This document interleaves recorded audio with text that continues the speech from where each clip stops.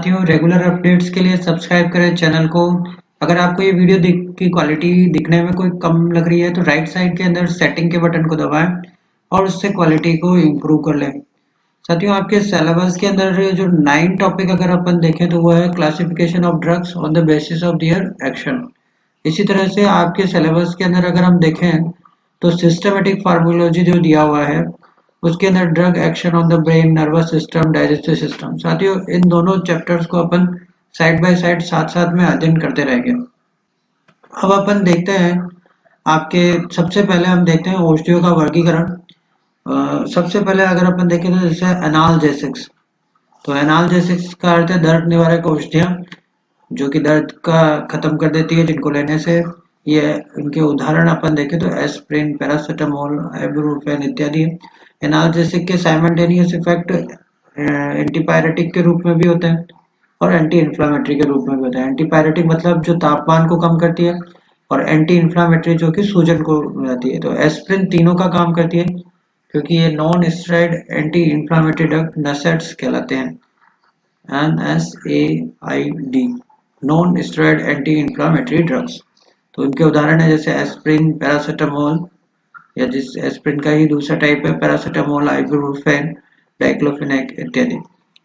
आगे हम देखें तो डाइजेस्टिव औषधियों के अंदर अपन देखें डाइजेस्टिव सिस्टम पे काम करने वाली तो पहली हम देखते हैं तो वो है माउथ एंटीसेप्टिक। इसमें 1% हाइड्रोजन पेरोक्साइड, 4% पोटेशियम क्लोरेट इनका घोल बनाकर हम कुल्ला करते हैं जिससे माउथ के एंटीसेप्टिक कहलाते हैं। इसी तरह से आगे देखें तो सबसे पहला है सियालगॉग या सियालिक्स। ये लार की मात्रा को बढ़ाते हैं। खारे पदार्थ जैसे पाइलोकार्पिन, खारे पदार्थ इसके अलावा पाइलोकार्पिन, फाइलोस्टिग्मेंट और एंड्रेनालिन, ये तीनों सीएनएस पर प्रभाव डालकर भी लार के स्त्रवण को बढ़ाते हैं। इसके अलावा क्लोरोफॉर्म, निकोटिन, अल्कोहल ये भी लार की मात्रा को बढ़ाते हैं। एंटी सियालगॉग जो कि लाल की मात्रा को कम करते हैं। एट्रोपिन सल्फेट इसके अंदर सबसे प्रमुख है। एट्रोपिन सल्फेट का उपयोग प्री एनेस्थेटिक के रूप में किया जाता है ताकि ऑपरेशन के दौरान लार की मात्रा को कम रखा जा सके। फिर देखें तो एफिन, फिटकरी, टेनिकम, बोरेक्स ये सभी भी एंटी सियालगॉग हैं। आगे हम देखें तो डिमलसेंट, ये ऐसे पदार्थ या औषधियां हैं जो लगाए गए भाग पर आरामदायक एवं सुरक्षात्मक प्रभाव उत्पन्न करते हैं तथा औषधि के अवशोषण को सरल बना देते हैं। जैसे ठंडा दूध, शहद, ग्लिसरीन, अंडे की सफेदी इत्यादि जो दिया जाता है वो सब डिमलसेंट का काम करते हैं क्योंकि ये एक सुरक्षात्मक प्रभाव उत्पन्न करते हैं। ठंडा दूध, ग्लिसरीन, अंडे की सफेदी इत्यादि किसी भी ऐसी चीज जो कि भोजन के साथ में चली गई हो जो कि अम्लीय है तो उसके ऊपर ठंडा दूध और ग्लिसरीन इत्यादि देने से उसका प्रभाव कम हो जाता है। आगे हम देखें एमोलियंट्स। इमोलियंट्स ये ऐसे तरल पदार्थ हैं जो कि चमड़ी के ऊपर औषधि के सुरक्षात्मक अवशोषण हेतु लगाया जाता है। साथियों ध्यान रहे डिमलसेंट जो होते हैं आंतरिक म्यूकोसा पर लगाया जाता है। एमोलियंट्स जो है वो चमड़ी के ऊपर लगाया जाता है। इनका उपयोग मुख्यतः सूखी व कटी फटी जो चमड़ी है, घाव इत्यादि पर लगाने के लिए उपयोगी रहते हैं जैसे द्रव, paraffin, olive oil, cotton seed oil इत्यादि। नेक्स्ट अपन देखें तो दो टर्म्स हम देखते हैं जैसे एक तो कीमोथेरेपिक एजेंट। कीमोथेरेप्यूटिक एजेंट ये वे औषधियां जो कि जीवाणुओं पर असर करती है, उन्हें मार देती है और प्रतिरोधक शक्ति पैदा करती है। एग्जाम्पल जैसे पेनिसिलिन। साथियों एंटीबायोटिक सारे कीमोथेरेप्यूटिक एजेंट कहलाते हैं जिसके अंदर सारी एंटीबायोटिक आती है जैसे पेनिसिलिन है या अदर दूसरे सारे ग्रुप्स हैं वो सारे कीमोथेरेप्यूटिक एजेंट कहलाएंगे। इसके बाद माइड्रियाटिक यानी जो आंखों की पुतली फैलाती है जैसे एट्रोपिन सल्फेट, माइड्रियाटिक कहलाते हैं। इसी तरह से एक एग्जाम्पल होता है मायोटिक्स, ये जस्ट इसके उल्टा काम करते हैं जो कि आंखों की पुतली को सिकोड़ते हैं। इसका एग्जाम्पल है जैसे पाइलोकार्पिन। पाइलोकार्पिन जो है वो आंखों की पुतली को सिकोड़ता है। पाइलोकार्पिन इसका एग्जाम्पल है। और मीडियाटिक का उपयोग ऑपरेशंस करने के अंदर दौरान किया जाता है। बहुत सारे ऑपरेशन में आंखों की पुतली को चौड़ा करना पड़ता है तो उसमें माइड्रियाटिक दवाइयों का उपयोग किया जाता है। इस प्रोसेस को माइड्रियासिस कहते हैं। और उसमें एट्रोपिन सल्फेट उपयोगी है। इसी तरह से मायोटिक जिसमें आंखों की पुतलियों को सिकोड़ना होता है, जैसे कि अपन बात करें तो ग्लूकोमा के इलाज कर रहे हैं। स्टोमैकिक ये पाचक रसों का स्त्राव एवं प्रभाव को बढ़ाते हैं। अल्टीमेटली ये भूख को तो बढ़ाते हैं, लेकिन सबसे बड़ी ये ध्यान रखने वाली बात है कि ये पाचक रसों के स्त्राव को बढ़ाते हैं, उसकी वजह से भूख बढ़ती है। जैसे इसके अंदर सबसे पहले एग्जांपल देखें तो पाइलोकार्पिन, फाइटोस्टिग्मिन, ये सीएनएस पर प्रभाव डालेंगे जिससे पाचक रस बढ़ जाएंगे। अपन ने इनको देखा था कि ये लार के स्त्रवण को भी बढ़ाते हैं। फिर देखिए क्षारीय एस्टोमेटिक, मीठा soda, histamine, sodium acid phosphate, ये सभी जठर रस के स्त्रवण को बढ़ाएंगे।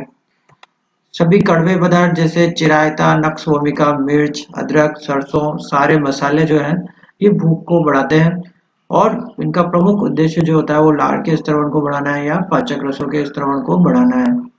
आगे हम देखें तो गैस्ट्रिक एंटासिड।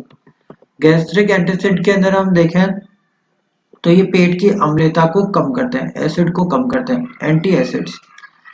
तो सबसे पहले हम देखें sodium bicarbonate, magnesium carbonate, aluminium hydroxide, ठंडा दूध, क्रीम, मक्खन, तेल इत्यादि।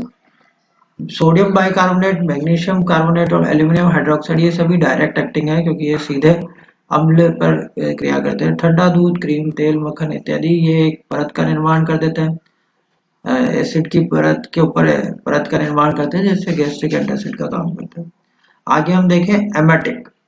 एमेटिक जिनसे उल्टी हो जाए, जो कि उल्टी करने का काम करते हैं। तो इसमें सबसे पहला जो इम्पोर्टेंट हम देखते हैं वो है टार्टर एमेटिक, और दूसरा हम देखते हैं आईपी मैक या आईपी कुहाना भी बोलते हैं इसे। आईपी कैक सही शब्द इसका आईपी कैक है। आईपी कुहाना आजकल ये औषधि काम में नहीं आती है, लेकिन अभी होम्योपैथी के अंदर ज्यादा उपयोग के अंदर आती है। आईपी कैक जो है मुख्यतः जो है वो एक्सपेक्टोरेंट का काम करती है। जब अपन श्वसन तंत्र का अध्ययन करेंगे तो उसका अध्ययन करेंगे। इसके अलावा ये एमेटिक का कार्य भी करती है। नमक का strong solution, saturated solution of salt भी उल्टी का काम करता है। जस्ट इसके उल्टा देखें तो एंटी एमेटिक जो कि उल्टी को रोकने वाली औषधियां हैं, तो उसमें सबसे प्रमुख है मेटक्लोप्रोमाइड और क्लोरप्रोमाजिन। आगे हम देखें तो एक इम्पोर्टेंट आता है हीमोस्टैटिक्स। हीमोस्टैटिक्स या स्टिप्टिक्स, स्टिप्टिक्स, हीमोस्टैटिक या स्टिप्टिक्स। हीमोस्टैटिक या स्टिप्टिक खून के बहाव को रोकते हैं, अर्थात हीमोरेज को रोकने का काम करते हैं। इसके अंदर सबसे इम्पोर्टेंट हम देखें तो फिटकरी, बर्फ, टिंचर, बेंजोइन इत्यादि ये सभी खून के बहाव को रोक देते हैं और खून के बहाव को रोकते हैं, तो वो सभी हीमोस्टैटिक्स कहलाते हैं। एंटीपायरेटिक्स।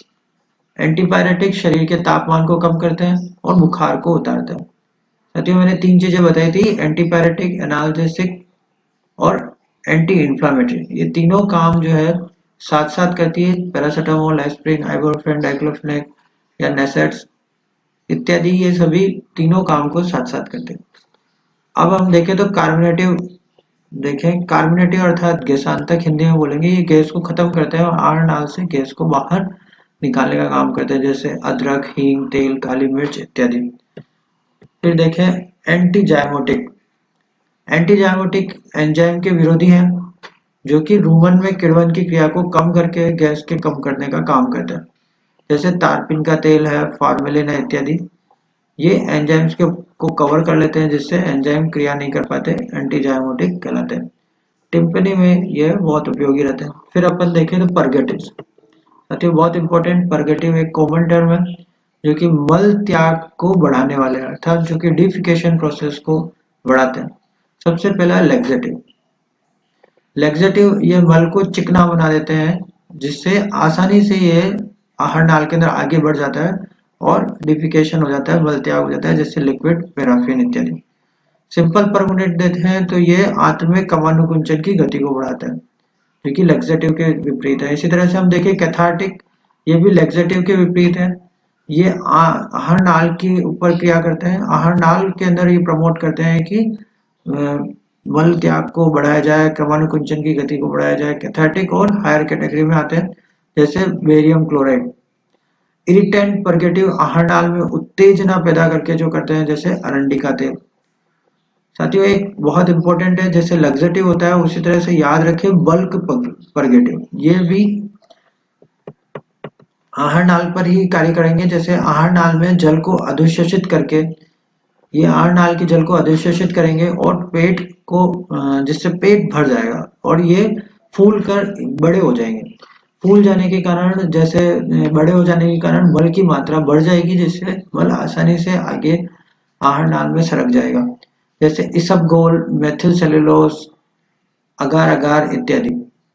लवणीय परगेटिव या सेलाइन परगेटिव के अंदर अपन देखें तो मैग्नीशियम सल्फेट या साधारण नमक जो है, नमक का स्ट्रॉन्ग सॉल्यूशन इत्यादि जो है लवणीय परगेटिव का काम करते हैं। मैग्नीशियम सल्फेट भी लवणीय परगेटिव का काम करता है। आगे हम देखें एस्ट्रिंजेंट। एस्ट्रिंजेंट श्लेष्मा झिल्ली एवं उत्तक एवं रक्त वाहिनियों के ऊपर संकुचन पैदा करते हैं, इनके स्त्रवण को रोक देते हैं। जैसे इंटेस्टाइनल एस्ट्रिंजेंट आंत्र के अंदर एंटीडायरियल प्रभाव उत्पन्न करते हैं, अर्थात दस्त को रोक देते हैं।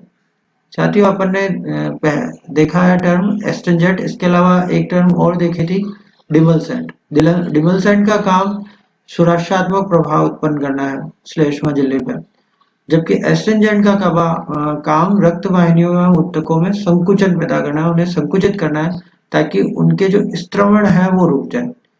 जैसे दस्त के समय हम देखें तो पानी का स्त्रवण अगर कम हो जाए तो वो काम करने वाले इंटेस्टाइनल एस्ट्रिंजेंट कहलाएंगे, जैसे टैनिक अम्ल, बेलाडोला, कत्था, अफीम, एल्यूमिनियम हाइड्रोक्साइड, ये सभी एस्ट्रिंजेंट का कार्य करते हैं। आगे देखें तो एंथेल्मेटिक्स या कृमिनाशक। साथियों, इसको अपन अलग से भी और अध्ययन करेंगे इनका। तो शरीर की कृमि, परजीवी, फ्लूक, टेपवर्म इत्यादि को जो बाहर निकाल दे, जैसे अल्बेंडाजोल, फेनबेंडाजोल, फिनोथाइसिन, फिनोबिस, नीला तोता, ये सभी जो है एंथेल्मेटिक का भी कार्य करते हैं। साथियों, इक्बॉलिक्स जो है गर्भाशय की मांसपेशियों को संकुचित करते हैं, जिससे उपस्थित चीज जो गर्भाशय के अंदर है वो बाहर निकल जाए, जैसे एरगट्स और पाउडर इत्यादि। अगला हम देखें तो कोलेगॉग और कोलेरेटिक्स। पित्ताशय में संकुचन बढ़ाकर पित्त रस के स्त्रवण को बढ़ाना जो है वो कोलेगॉग कहलाएगा, और यकृत की कोशिकाओं की क्रियाशीलता को बढ़ाना कोलेरेटिक्स कहलाएगा। इनके एग्जाम्पल भी इसमें दिए हुए हैं, जैसे पोडोफाइलस, कैमुलस इत्यादि कोलेगॉग